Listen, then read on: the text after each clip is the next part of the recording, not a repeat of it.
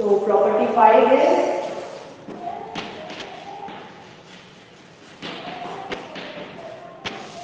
reversible law.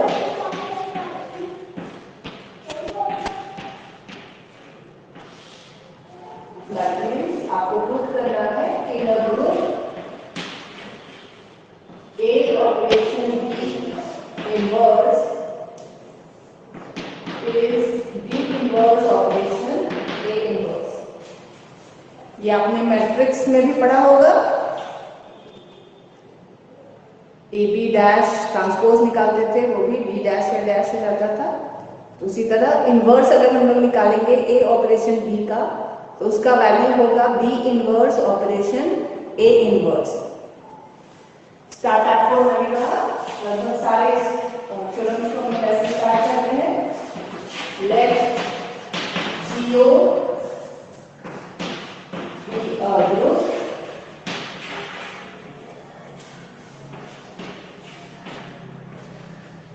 and let E be the reverse into आपको identity assume कर लेना है. E be the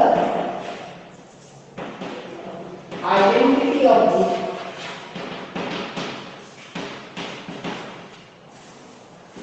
फिर इनवर्स का बात हुआ है, उसमें भी A इनवर्स B इनवर्स आपको सिंबल दिख रहा है. तो we will assume now let A inverse be the inverse of A in G. then आपको क्या प्रॉपर्टी मिलता है अगर A इनवर्स A का इनवर्स है तो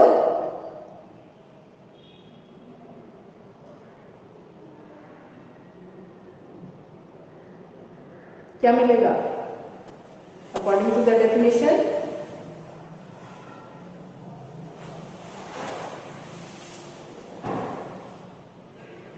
आवाज आ रही है.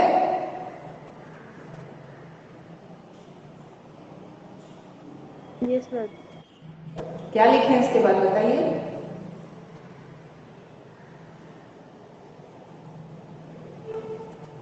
ये operation A inverse equal to E equal to A inverse operation A. Very good. A operation A inverse equal to E equal to A inverse operation A. we will tell equation 1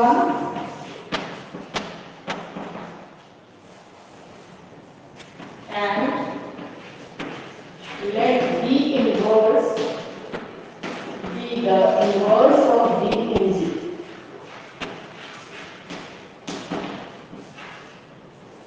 Then इसी type का property B के लिए hold करेगा. B equation B inverse is equal to E is equal to B inverse operation B.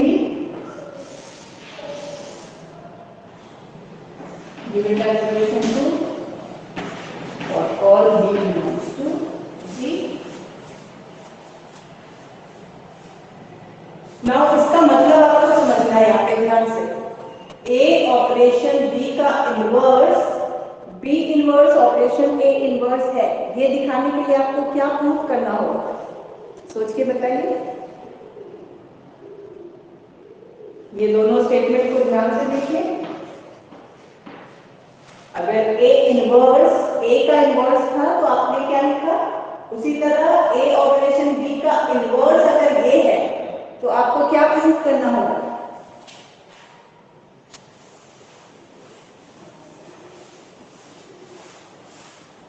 A operation B inverse operation A inverse. फिर से बोलिए. A operation B का operation B inverse operation A inverse. और फिर B inverse operation A inverse operation A operation B. Equal to जो आता है ना A ऑपरेशन A इनवर्स करने से आइडेंटिटी आता है, तो हम लोग A इनवर्स को इनवर्स ऑफ A बोलते हैं. तो इसको प्रूव करने के लिए क्या करना होगा, ध्यान से सोचिए. to show that A operation B whole inverse is equal to B of inverse operation A inverse, we have to show that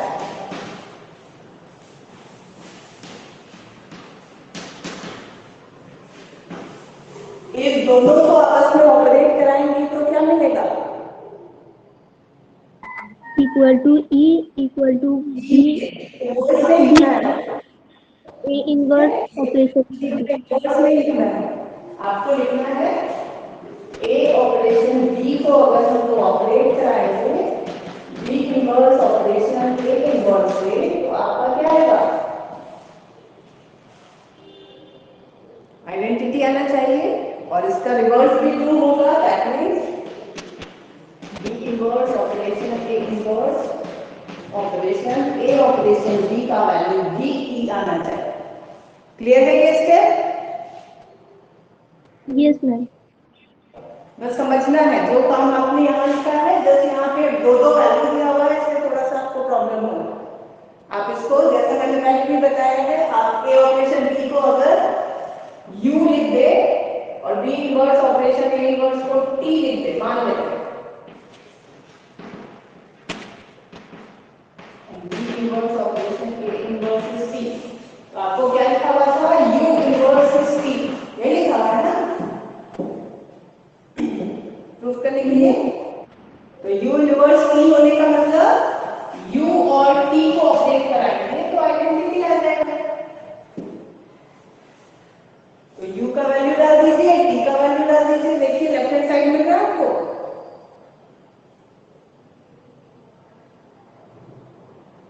यही है ना?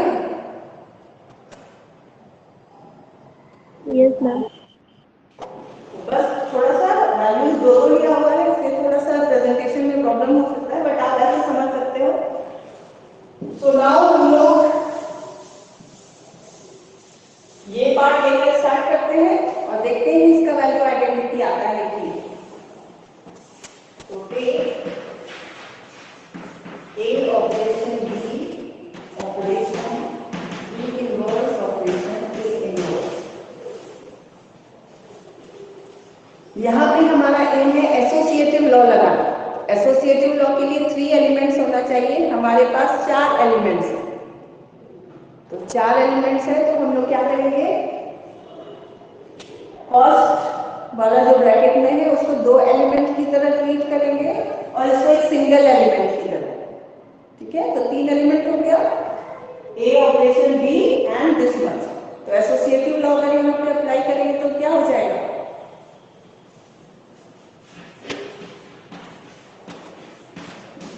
ऐसे लिख सकते हैं,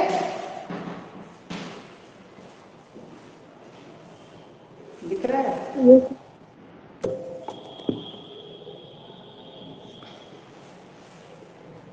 क्या किया हमने? फर्स्ट टू को, फर्स्ट ब्रैकेट में जो एलिमेंट्स है उसको 2 एलिमेंट्स मान रहे हैं A और B, और इसमें जो एलिमेंट है उसको सिंगल एलिमेंट मान रहे हैं, मान लीजिए C।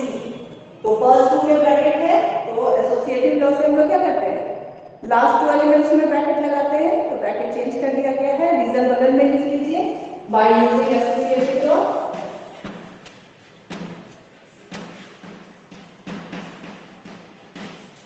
लिख लीजिएगा बाय यूजिंग एसोसिएटिव लॉ। अब अगेन ब्रैकेट में आपको 3 एलिमेंट दिख रहा है, जिसमें B और B इनवर्स को एक साथ करें तो हमारे पास बेनिफिट हो सकता है। सो अगेन हम लोग एसोसिएटिव लॉ लगाएंगे in this bracket.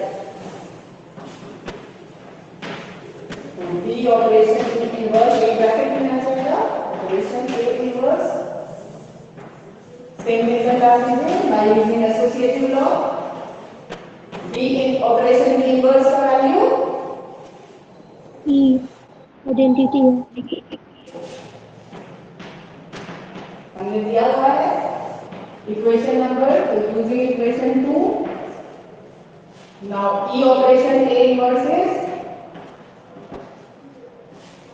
Bye property of identity लिख सकते हैं,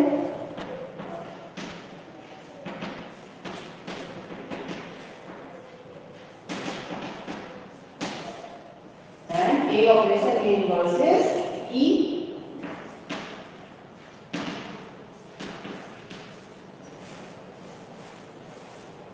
तो एक पार्ट हमारा प्रूफ हो गया, ए ऑपरेशन बी इनवर्स ऑपरेशन ए इनवर्सेस ई। नाउ ये वाला पार्ट आप ट्राई कीजिए, पहले प्रूफ कर देगा, फिर मैं डिस्कस करूंगी।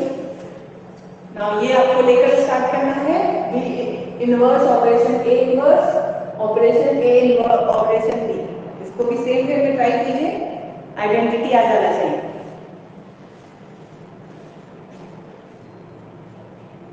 जिसका हो जाएगा बताइएगा।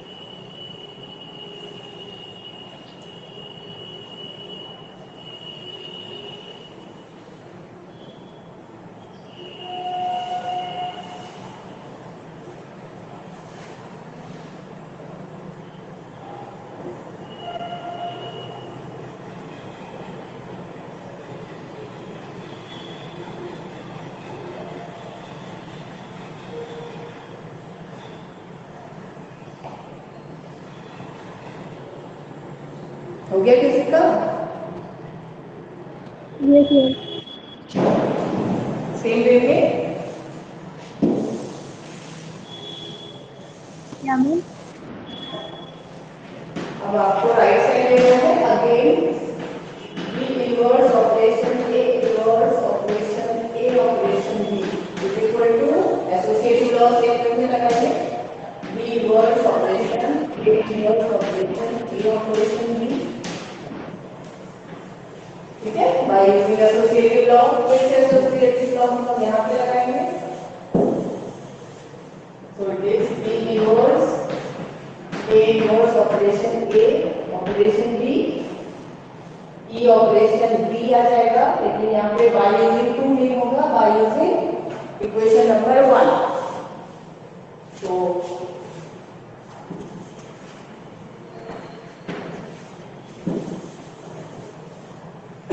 B inverse operation B is equal to B using equation 2.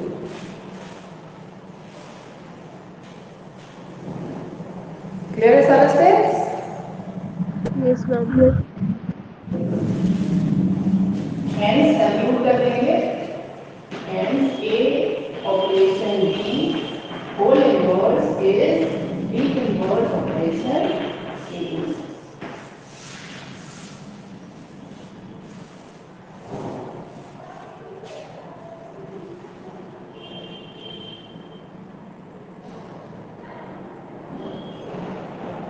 Okay, now the last property, the sixth property,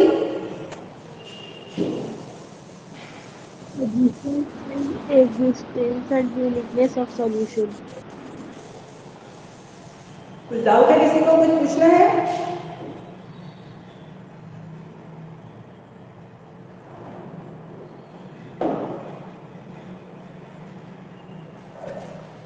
So the sixth property is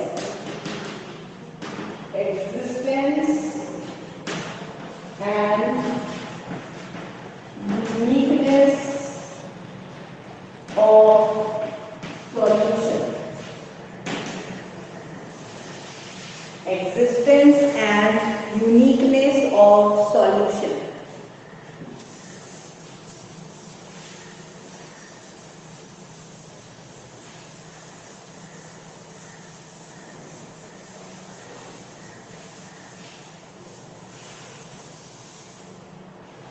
Statement is, if A and B are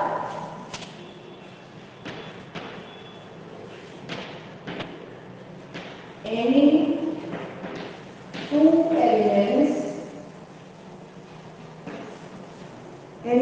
elements of a group G,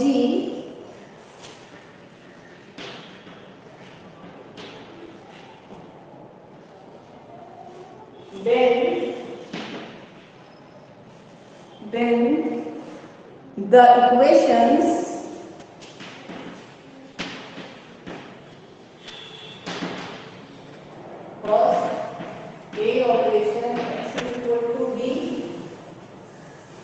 And second, y operation A is equal to B. Y operation A is equal to B have unique solutions in G.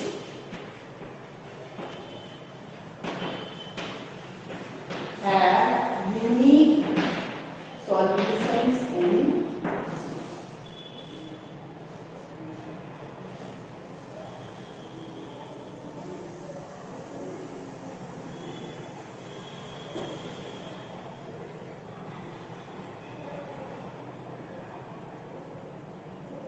ठीक है। तो कोई भी equation है, मान लीजिए 2x is equal to 5, इसका solution क्या होता है?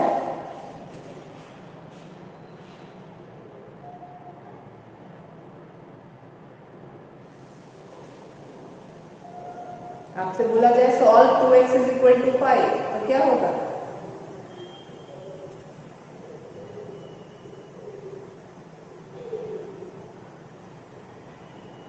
आवाज आ रही है? Yes, ma'am. X equal to 5/2.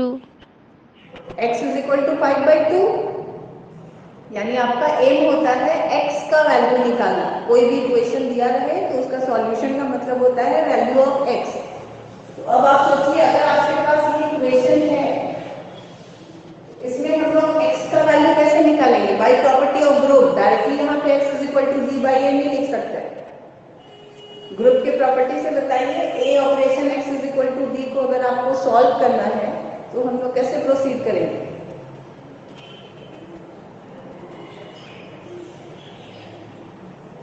x is equals to b a inverse. कैसे आएगा? डायरेक्टली? यहाँ मल्टीप्लिकेशन नहीं है ऑपरेशन का मतलब। ग्रुप के प्रॉपर्टी से बताइए।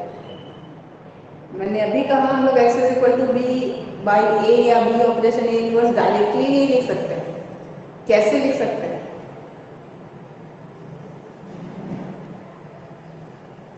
x निकालने का मतलब a को हटाना है, तो a कैसे हटता है? ग्रुप के इतने सारे प्रॉपर्टीज आप पढ़ रहे हो, उसके अकॉर्डिंग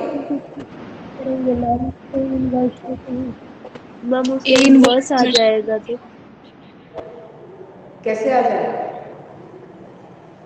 अगर a इनवर्स को हम लोग 3 मल्टीप्लिकेशन करेंगे तो a ऑपरेशन इनवर्स हो जाएगा, तो वो आइडेंटिटी हो जाएगी।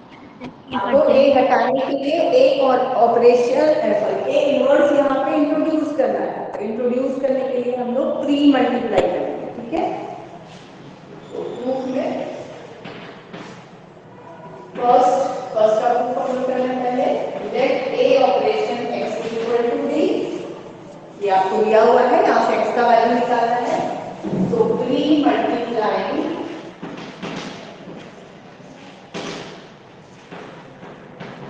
both sides by a inverse.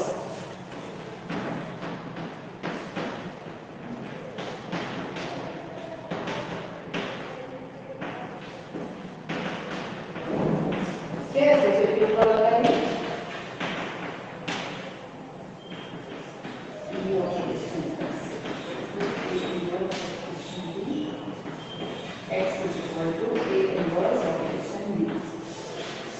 x का ये वैल्यू हमारे पास आ गया। रीजन आप लिखते जा सकते हो। यहाँ पे हमने एसोसिएटिव लॉ लगाया है, यहाँ पे a inverse operation a is e, ये रीजन दे सकते हैं। यहाँ पे by property of identity. So now x तो मिल गया, लेकिन आप जान रहे हो ग्रुप होने के लिए क्या होता है? जो भी एलिमेंट होगा, चाहे इनवर्स होगा चाहे आइडेंटिटी होगा या अभी हमने सॉल्यूशन निकाल रहे हैं, वो सारा ग्रुप का ही मेंबर होना चाहिए। तो क्या ये जो वैल्यू आया है ये ग्रुप में बिलोंग करेगा? अगर करेगा तो क्यों? Yes ma'am.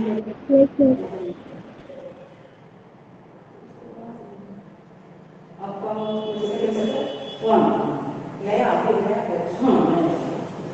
तो इसका देख लीजिए क्लास करती है कि नहीं करती है। रजिस्ट्रेशन फॉर्म है। हाँ, कभी क्लास करेंगे तो लास्ट में पेमेंट कुछ है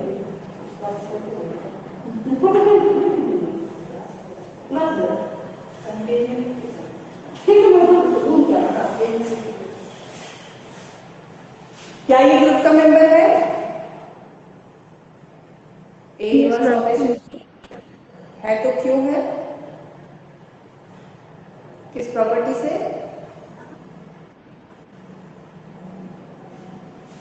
बताइए, थोड़ा सा जस्ट एक्सप्लेन करना है। क्लोजर लॉ से। तो जस्ट आपको एक्सप्लेन करना है यहाँ पे।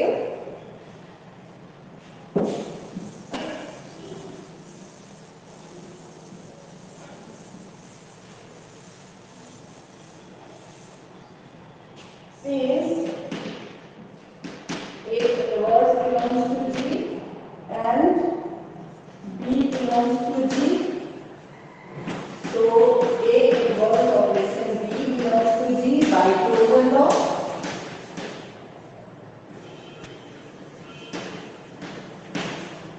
This implies X belongs to, तभी इसको सॉल्यूशन बोल सकते हैं अगर वो G का मेंबर हो।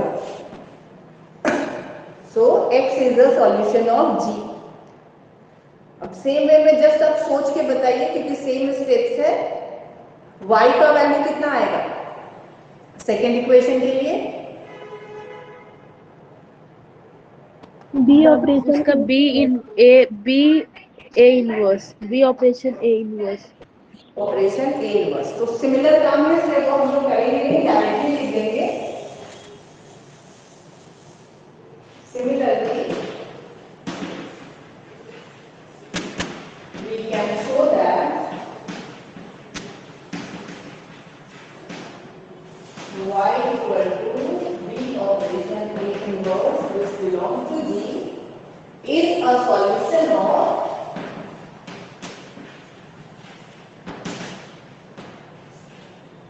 y operation A is equal to B। तो ये एग्जिस्टेंस वाला पार्ट हुआ कि दोनों इक्वेशन का सॉल्यूशन एग्जिस्ट करता है। नाउ आपको यूनिकनेस दिखाना है, तो यूनिकनेस दिखाने के लिए क्या करते हैं?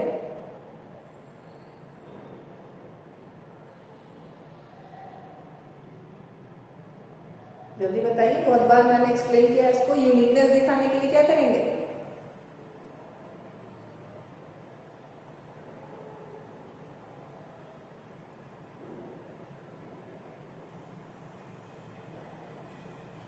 सॉल्यूशन को लेंगे यूनिक है दिखाने के लिए कैसे प्रोसीड करते हैं? मैम उसका दो लेंगे, x1 और x2 दोनों इक्वल हो जाएगा तो उससे समझ आएगा। x1 और x2 और फाइनली आपको दिखाना है दोनों सेम है। नाउ टू शो दैट, पहले फर्स्ट इक्वेशन में हम लोग काम करेंगे। Now to show that the solution of the equation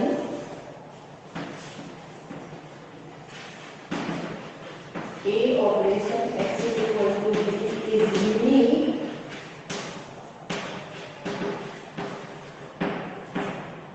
let us suppose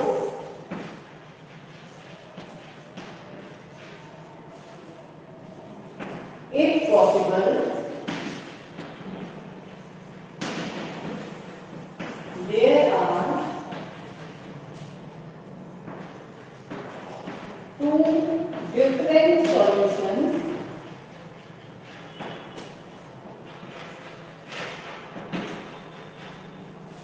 यहीं पे मान लेते हैं x1 and x2 same is मान लिया। two different solutions x1 and x2 exist। Language थोड़ा डिफर कर सकता है जैसा आपको पहले बताया गया हो, मीनिंग एक ही है, ठीक है।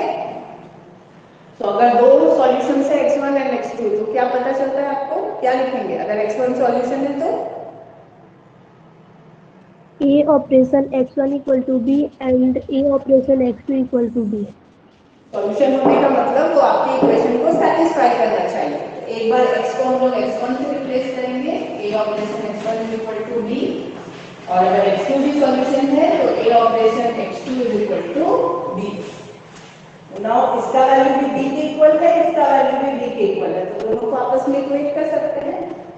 This implies A operation x1 is equal to A operation x2 And this implies x1 equal to x2 by which law? Left cancellation left cancellation law से। Very good. ग्रुप के प्रॉपर्टी के according लिखा है, हम directly cancel out नहीं कर रहे। हम लोग पढ़ चुके हैं लेफ्ट साइड में कॉमन है तो हम लोग कैंसिल आउट कर सकते हैं, तो रीजन लिख देंगे बाय लेफ्ट कैंसिलेशन लॉ। फिर y के लिए सेम काम है तो उसको आप सिमिलरली करके लिख देंगे। Similarly we can show that if y1 and y2 are two solutions of the equation y operation a is equal to b, then y1 is equal to y2, hence the solutions are unique। तो exist भी कर गया और unique भी हो गया।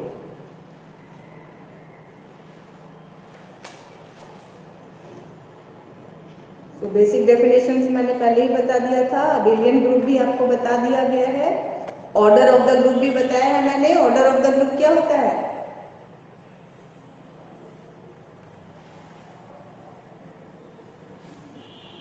Order of the group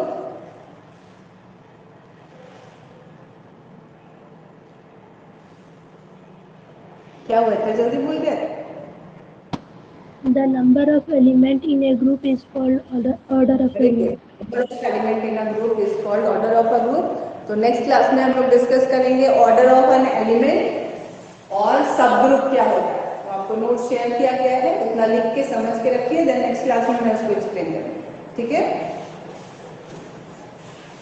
Okay.